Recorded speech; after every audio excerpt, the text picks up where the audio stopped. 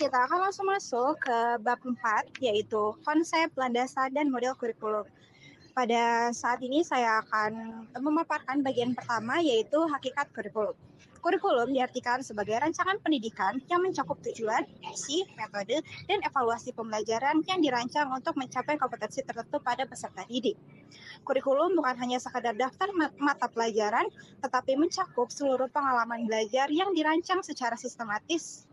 Beberapa definisi kurikulum diantaranya adalah, yang pertama, definisi tradisional.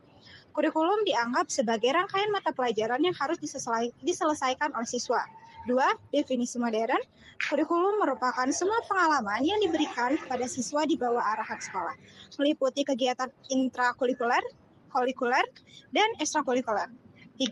Kurikulum berfungsi untuk membimbing proses pembelajaran, menciptakan pengalaman belajar yang relevan, dan memenuhi standar pendidikan yang telah ditetapkan. Yang kedua, bentuk dan orientasi kurikulum. Kurikulum dapat dibedakan menjadi beberapa bentuk dan orientasi berdasarkan tujuannya. 1. Kurikulum tertulis atau written kurikulum. Dokumen resmi yang berisi struktur, tujuan, bahan ajar, dan metode pembelajaran. Kedua, kurikulum tersembunyi atau hidden kurikulum. Nilai-nilai dan sikap yang tidak tertulis tetapi dialami oleh peserta didik melalui interaksi sosial dalam lingkungan sekolah. Ketiga, kurikulum formal dan non-formal. Kurikulum formal adalah kurikulum yang dilaksanakan dalam setting sekolah dengan struktur dan jadwal yang ketat.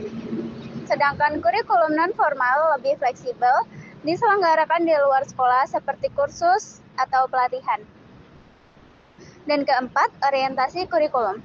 Ada beberapa orientasi yang mempengaruhi pengembangan kurikulum, termasuk orientasi akademik, personalisasi, keterampilan hidup, dan orientasi sosial yang menekankan kontribusi siswa terhadap masyarakat. Yang ketiga, ada langkah pengembangan kurikulum. Pengembangan kurikulum melibatkan beberapa tahapan penting yang harus dilalui agar kurikulum dapat diimplementasikan secara efektif.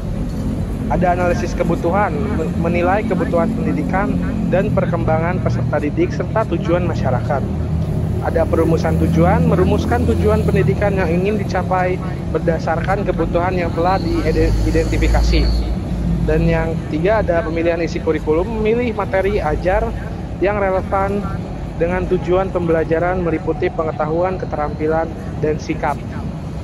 Penyusunan strategi pembelajaran, menyusun metode dan strategi pembelajaran yang sesuai dengan karakteristik peserta didik serta materi yang akan diajarkan. Dan yang terakhir ada evaluasi dan revisi. Melakukan evaluasi terhadap pelaksanaan kurikulum dan melakukan revisi bila diperlukan untuk meningkatkan efektivitas. Evaluasi dapat dilakukan secara formatif selama proses berlangsung dan sumatif setelah proses berakhir. Prinsip kurikulum. Landasan kurikulum meliputi aspek filosofis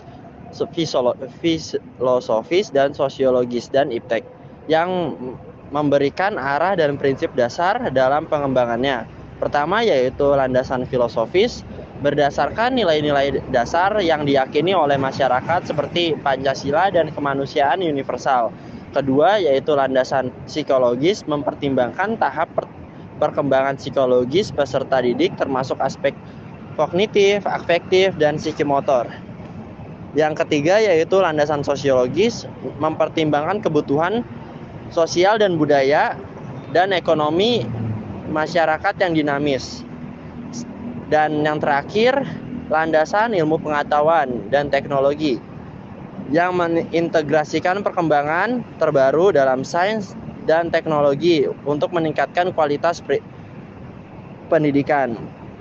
Selanjutnya yaitu prinsip-prinsip perkembangan kurikulum yang meliputi relevansi, kesesuaian dengan kebutuhan masyarakat dan peserta didik, fleksibilitas dapat menyesuaikan dengan perubahan, kontinuitas berkelanjutan, dan efektivitas serta efisiensi dapat dilaksanakan dengan sumber daya yang ada. Terima kasih.